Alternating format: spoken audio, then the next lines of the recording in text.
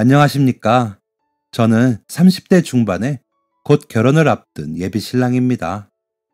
결혼을 앞두고 제가 지나온 지난 시간들을 돌이켜보니 새삼 감회가 새롭고 마음이 벅차오르는 게 어디에라도 털어놓고 자랑도 하고 싶어 이렇게 글을 쓰기 시작해봅니다. 저희 할머니가 찾으셔서 자주 틀어드리고 엿들으면서 진짜 별의 별일들이 다 있구나 싶었는데 저도 그렇게 평탄한 인생을 살지 못했다는 생각이 드니 사연을 보내면서 제 인생을 정리를 하고 다시 시작해야겠다는 생각이 들었습니다.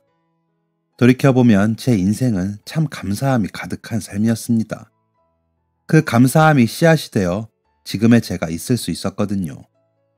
제가 6살이 되던 해에 지도키도 싸우던 부모님은 결국 이혼을 하셨습니다.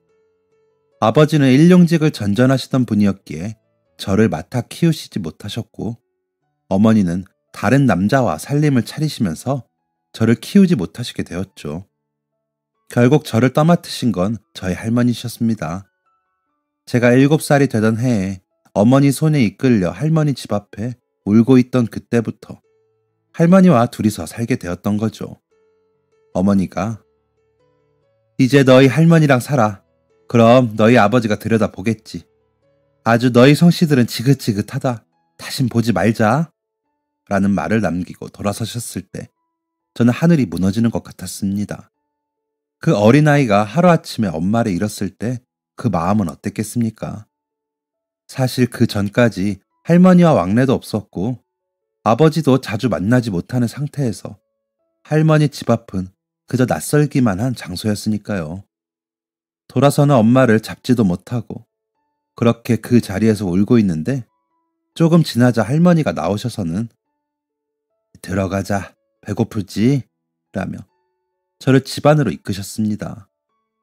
그 손을 뿌리치지도 못하고 안으로 들어가 할머니가 차려주시는 밥을 꾸역꾸역 먹고 문 앞에서 잠이 들어버린 저를 쓰다듬으시며 그래, 너랑 나랑 살자. 그러자. 라고 하시는 목소리에 잠결에 마음이 놓였습니다.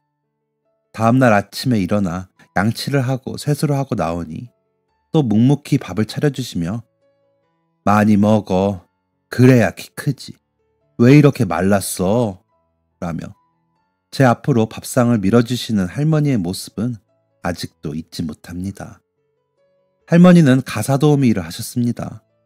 지금이야 임금의 마지노선이 있어 표준 임금을 받을 수 있지만 그때는 그렇진 못해서 할머니께서 버는 돈이 많진 않았습니다.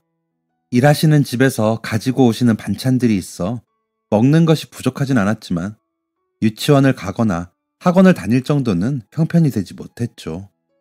일하시는 곳에 아이들 옷을 버리는 것들 중에 제가 입을 만한 것들을 가지고 오시면 입고 새 옷을 사는 일은 꿈도 꾸지 못했습니다. 게다가 저를 돌보시느라 늦게까지 일을 못하신 탓도 있었던 것 같습니다.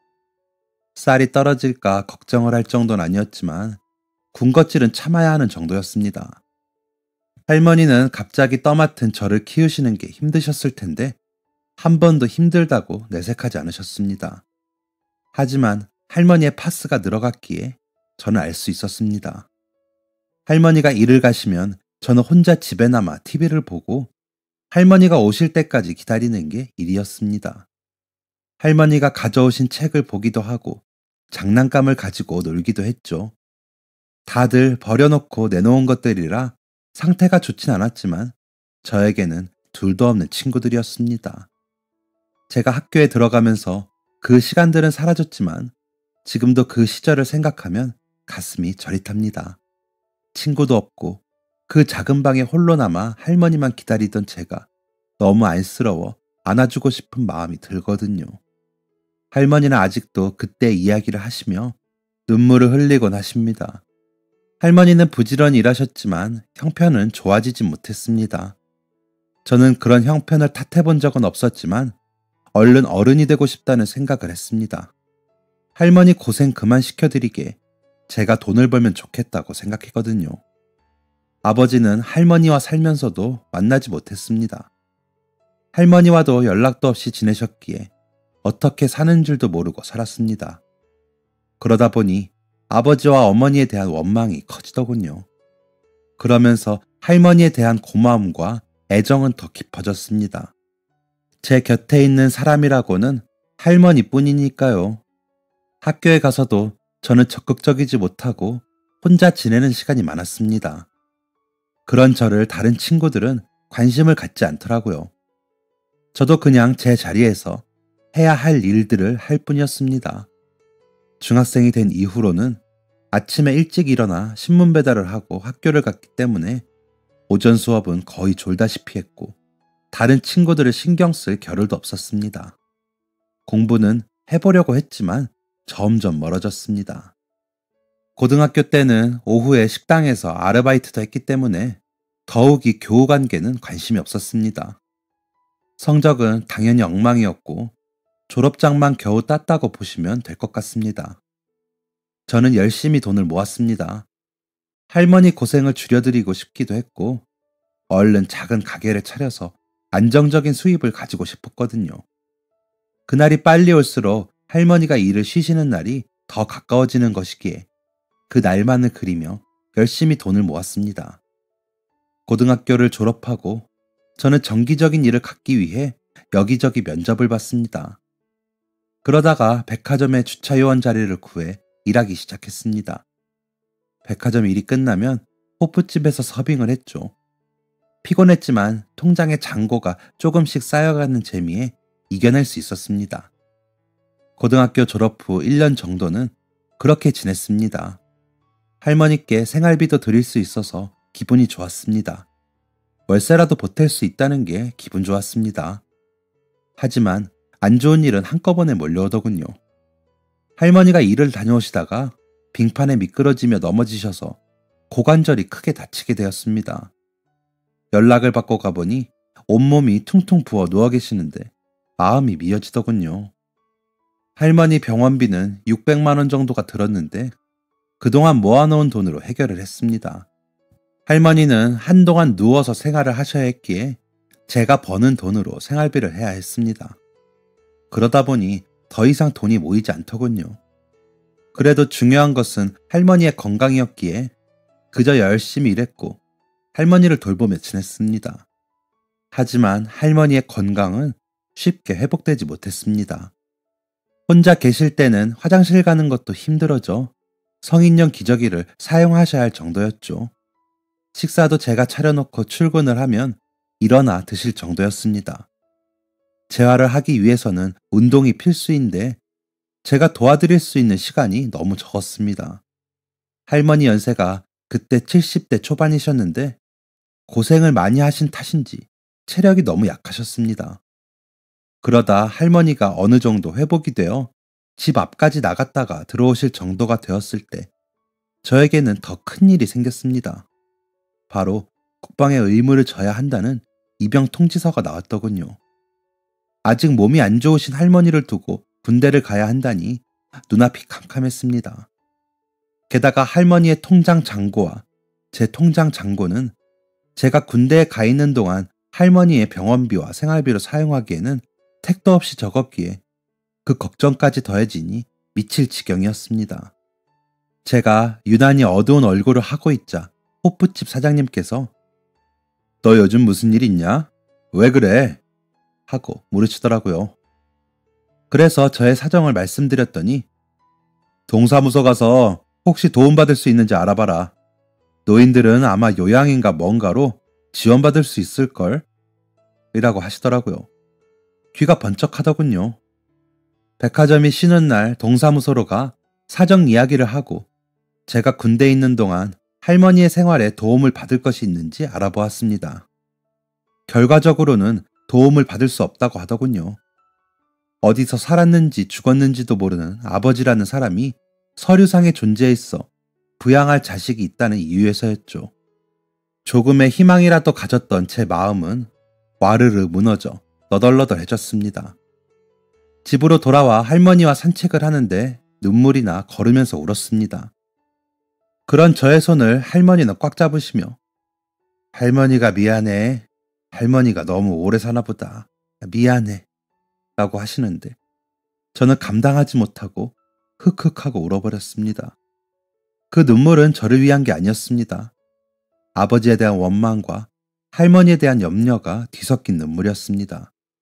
입대 전날까지도 저는 여기저기 알바를 했습니다. 최대한 돈을 모아 할머니께 전달을 해야 했으니까요. 첫 휴가 때까지는 할머니가 지내실 수는 있을 것 같았습니다. 훈련소에 들어가 훈련을 받으면서도 할머니가 아른거려 마음이 아팠습니다. 너무 힘들고 고됐는데도 밤에 잠을 잘 수가 없을 정도였습니다.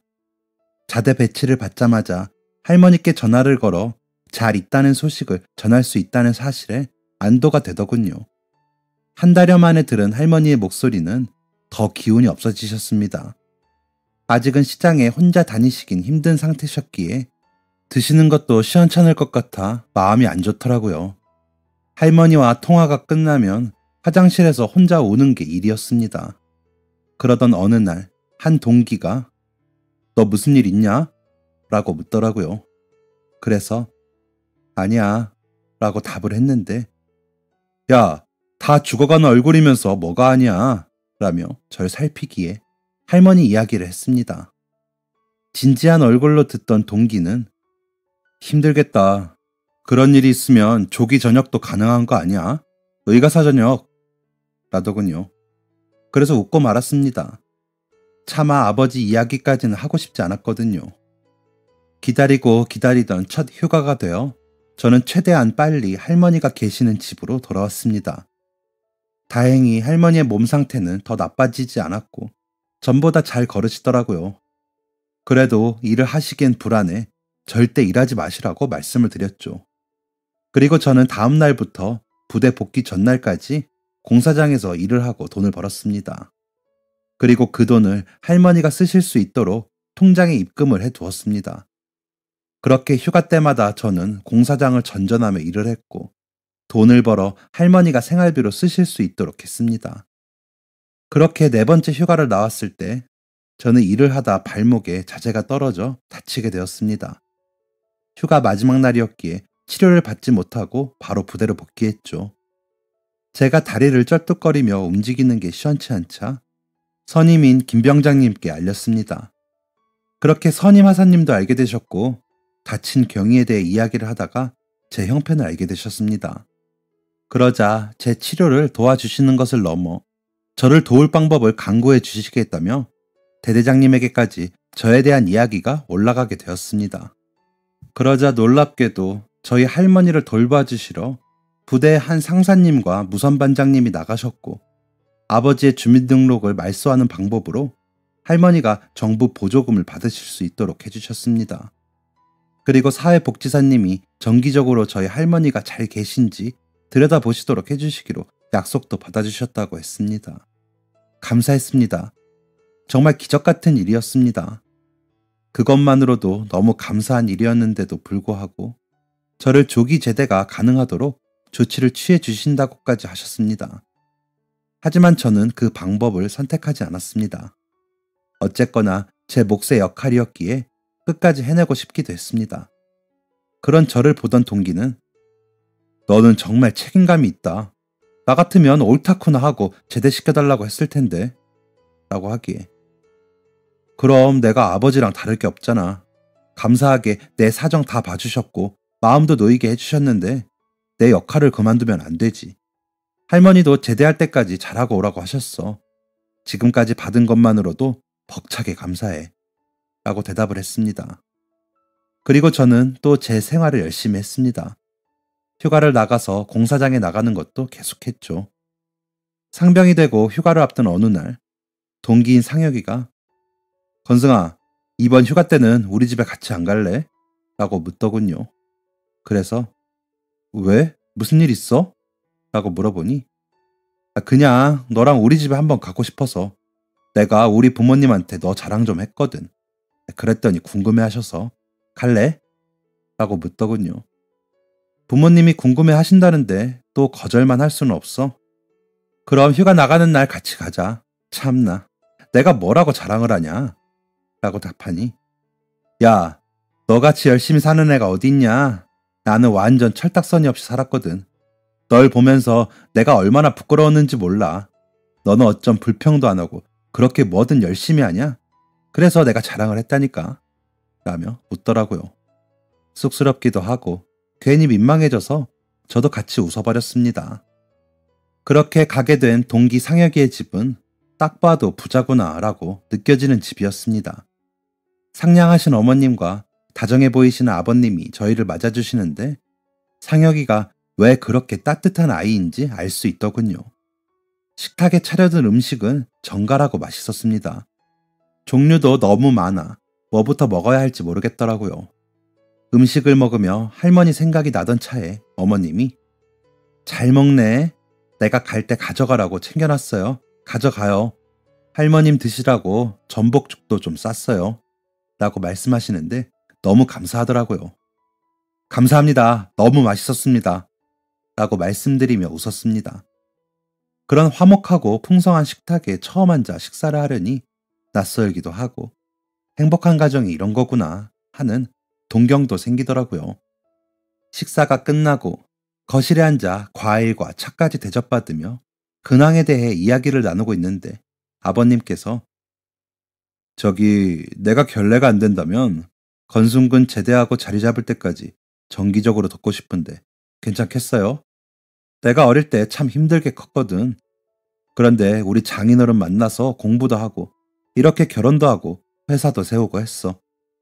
나도 우리 장인어른처럼 좀 베풀고 싶은데 건순군이 제격인 것 같아. 우리 상혁이가 좋아하는 친구이기도 하고 어찌됐든 안정적으로 할머니를 모실 수 있는 게 건순군도 좋지 않겠어요? 라고 하시더라고요. 갑작스러운 제안에 어떻게 해야 할지 모르겠더라고요. 제가 머뭇거리자 아버님께서 웃으시면서 내가 그냥 그렇게 하겠다는 게 아니야. 나중에 잘 돼서 갚으라는 거지.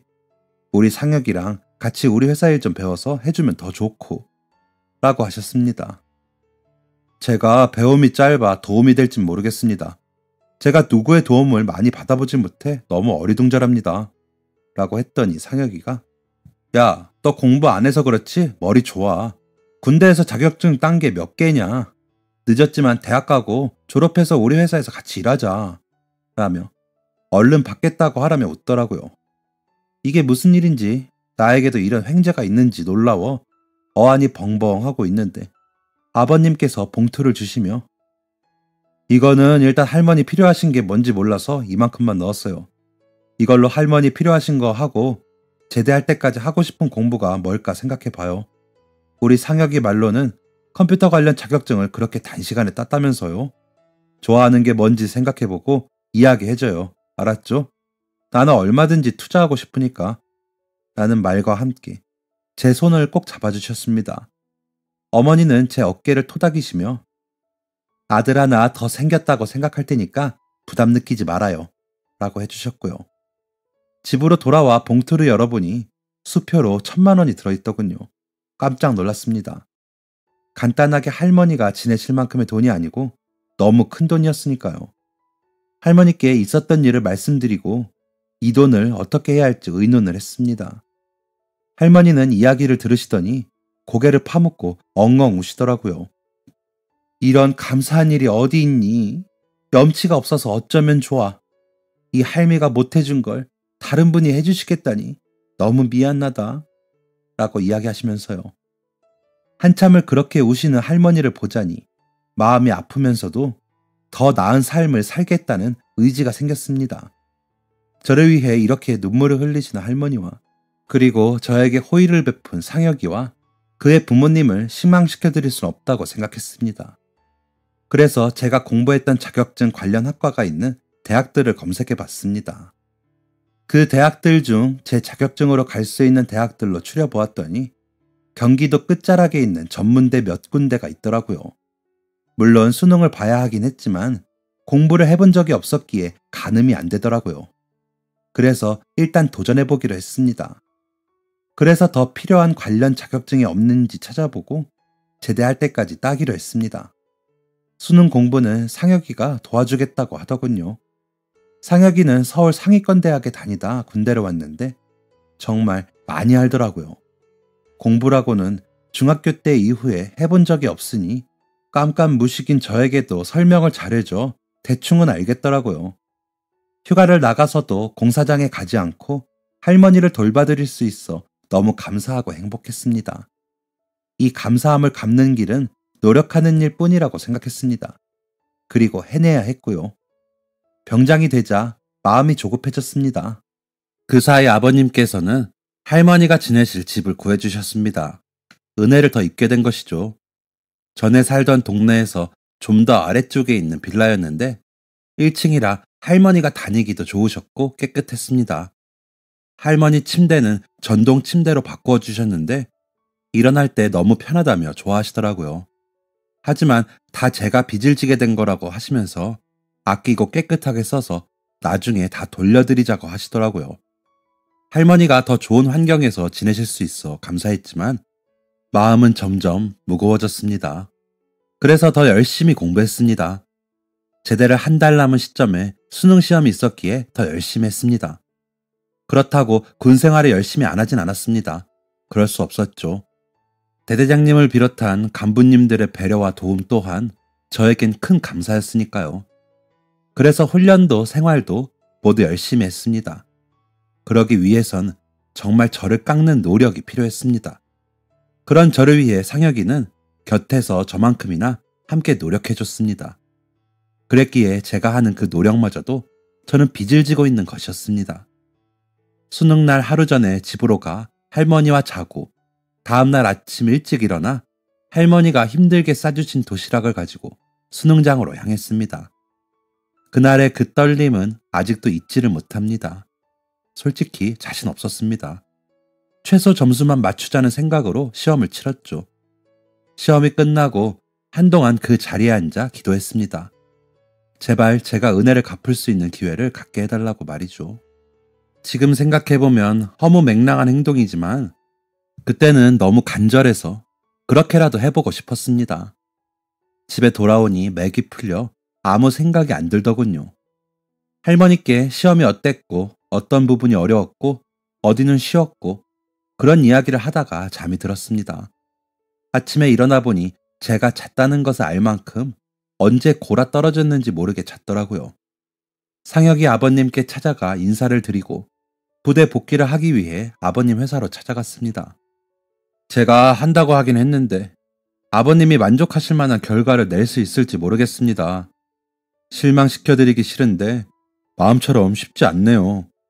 라고 말씀드리자 건승군? 아니 건승아.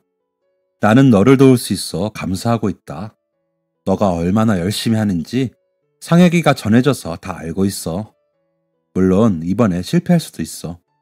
그런데도 너는 최선을 다했다. 그 노력을 잊지 마. 물론 실패하고 다시 도전하는 게 쉽지 않지. 그럼에도 너는 꼭 해낼 것을 믿는다. 꼭 이번이 아니어도 돼. 라며 제 손을 잡아주시는데 눈물이 났습니다. 누군가에게 다음 기회가 있으니 다시 해보자 라는 이런 진심 어린 조언을 들은 게 처음이었거든요.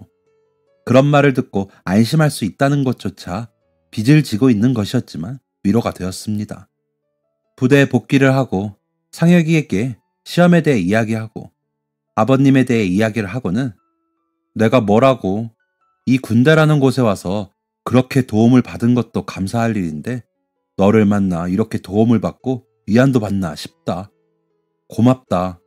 아버님 말씀대로 꼭 해내서 아버님 회사에도 너한테도 도움이 되는 사람이 되어볼게. 라고 말했습니다.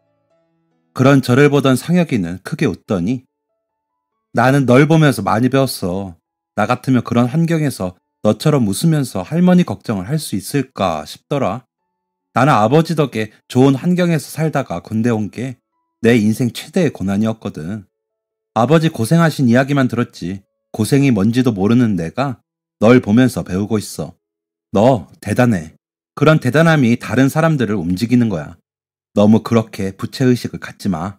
라며 제 어깨를 다독여 주더라고요. 고마웠습니다. 든든했고요.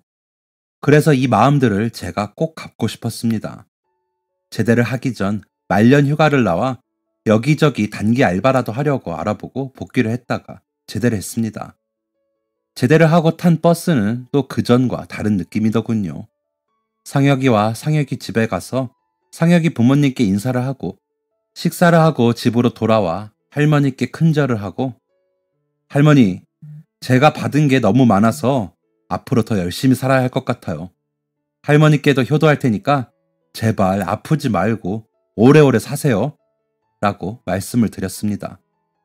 할머니는 그런 저를 안아주시면서 우리 건승이 같은 아이를 할미가 얻어서 이렇게 신세를 지는 것만으로도 감사한데 무슨 효도까지 바라냐. 그냥 너 하고 싶은 거 할 수 있으면 이 할미는 다 좋다. 미안해. 라며 우시는데 마음이 이상하더라고요. 더 무거워졌다고 할까요? 성적이 더 신경 쓰였습니다. 수능 성적은 그다지 높은 점수는 아니었지만 다행히도 제가 가려는 대학의 전형에 부합하는 정도는 나왔습니다. 얼마나 다행이던지 진짜 하늘에 감사했습니다. 원서를 쓰고 합격 발표가 날 때까지도 얼마나 마음을 졸였는지 모릅니다. 다른 사람들은 그 대학에 뭘 그렇게까지 하냐고 할 수도 있겠지만 저에게는 서울대 가는 건 못지않게 느껴졌습니다. 합격을 확인하고는 기쁜 마음에 상혁이에게 전화하면서도 굉장히 떨렸던 것 같습니다.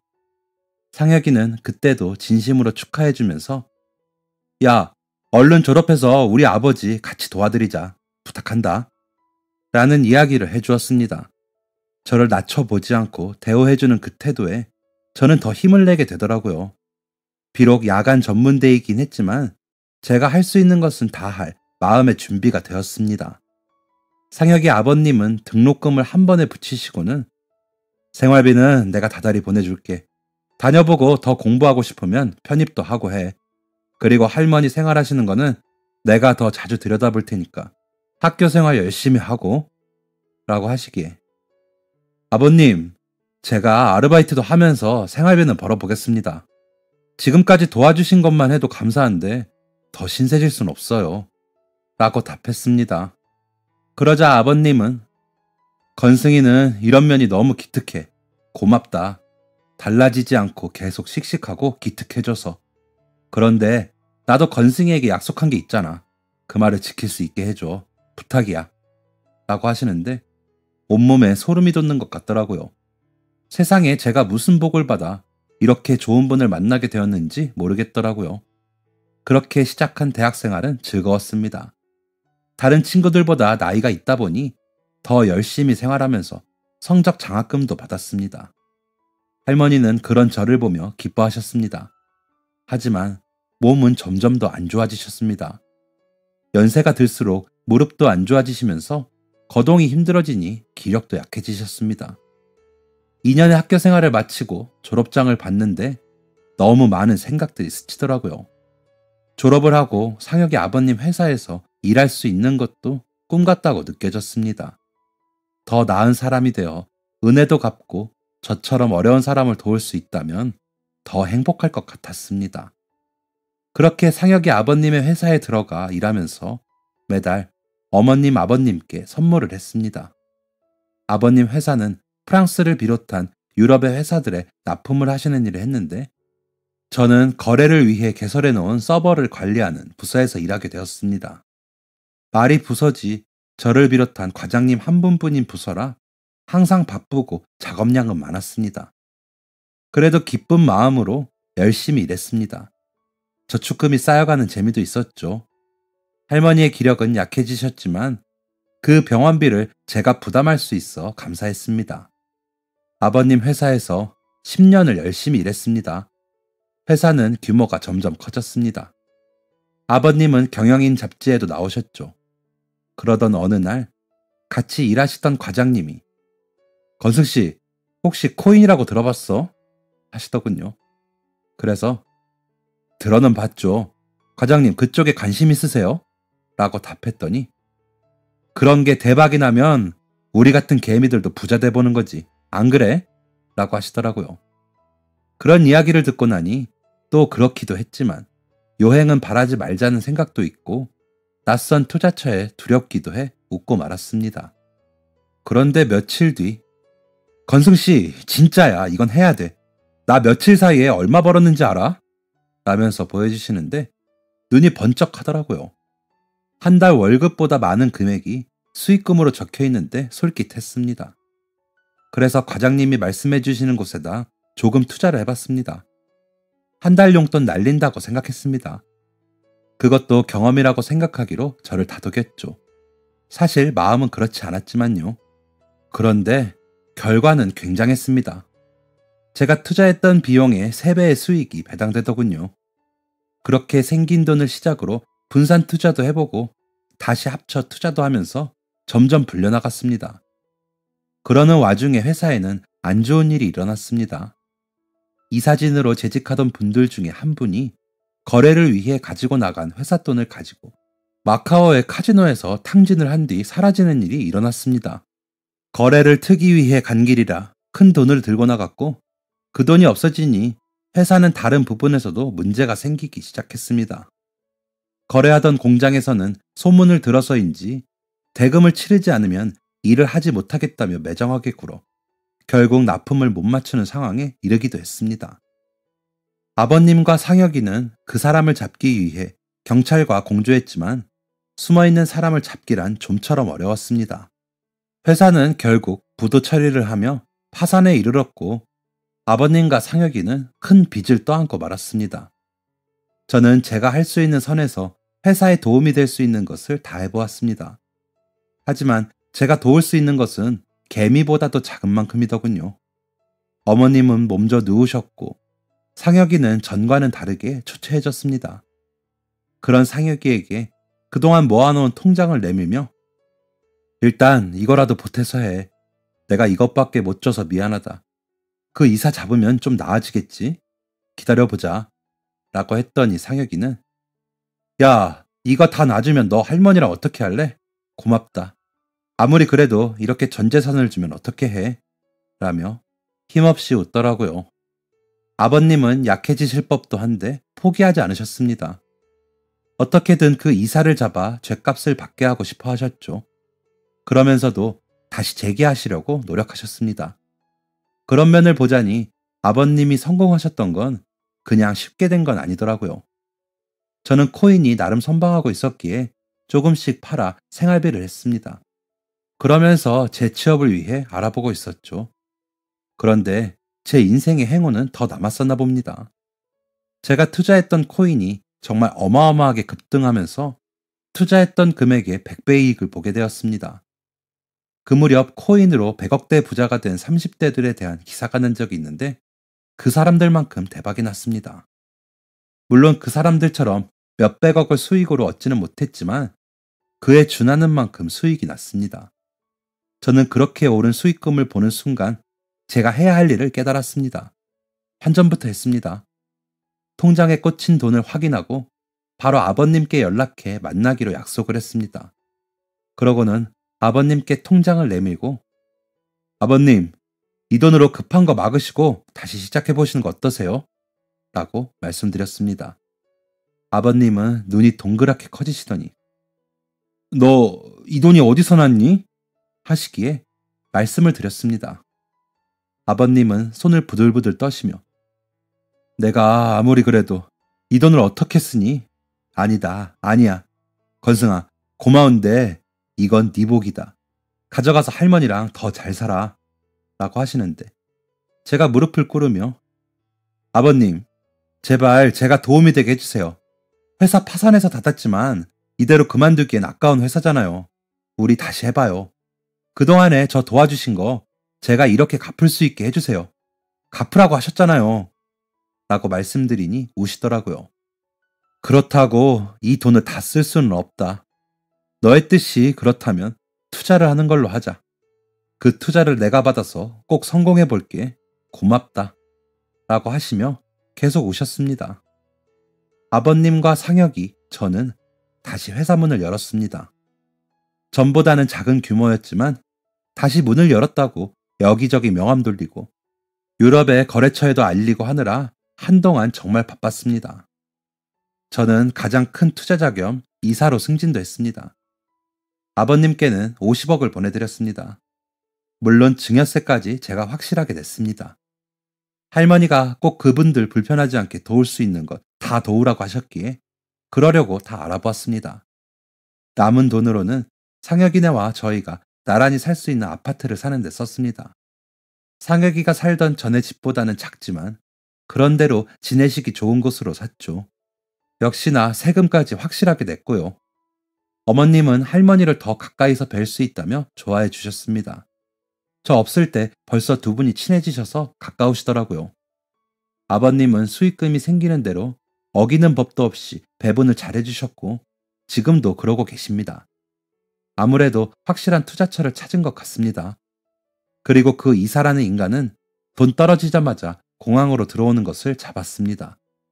이미 돈이 없다며 딱 잡았다면서 감옥에 가겠다고 하더군요. 배상금으로 나온 금액도 갚을 길이 없다면서요. 미안한 기색도 없이 뻔뻔히 구는데 진짜 때리고 싶더군요. 법이라는 게 참 어쩔 때는 당한 사람보다 어긴 사람이 유리한 게 아닌가 생각이 들 정도로요. 하지만 출소해도 편히 살지 못하게 계속 압박은 해보려고 합니다. 알고 보니 근무하면서도 이런저런 불법을 많이 저질렀더라고요. 그래서 거래처 공장들이 빨리 등을 돌리기도 했고요. 아직 빚을 다 갚은 건 아니지만 해결하면서 회사는 꾸준히 성장 중에 있습니다. 저에게 돌아오는 배당금도 커지고 있죠. 여유가 생기고 나니 결혼을 해 할머니께 증손주를 안겨드리고 싶다는 생각이 들어 선도 보고 소개팅도 하고 그랬는데 임자를 못 만나다가 상혁이가 만나는 여자친구의 친구와 가까워지게 되었는데 그 친구와 오는 10월에 결혼을 하게 되었습니다. 상혁이와 합동 결혼식을 하자고 농담처럼 말했었는데 정말로 그렇게 하려고 합니다. 제가 친인척이 없는 것을 안 상혁이와 부모님들의 배려인 것을 알고 있기에 감사한 마음뿐이죠. 앞으로 더 열심히 살아야 할 이유가 충분하죠. 은혜도 갚고 빚도 갚아 기분도 좋고 마음도 편해졌습니다. 하지만 앞으로 저는 더 많이 돈을 벌고 싶습니다. 그래서 저처럼 어려운 처지의 사람들을 아버님처럼 멋지게 아낌없이 돕고 싶거든요. 그런 마음을 결혼할 새 신부도 이해해 주어 그 부분에 뜻을 맞춰진 게 저는 제일 좋은 것 같습니다. 할머니 더 잘 모시고 더 열심히 일하는 사람이 되겠습니다. 지금까지 제 다짐을 읽어주셔서 감사합니다. 모두들 포기하지 마시고 열심히 사시면 지금의 고통은 다 해결될 겁니다. 그러니 다들 행복한 삶을 위해 힘내세요. 감사합니다. 지금까지 사연 들어주셔서 감사합니다. 사연이 재밌으셨다면 구독과 좋아요를 눌러주세요. 감사합니다. 안녕히 계세요.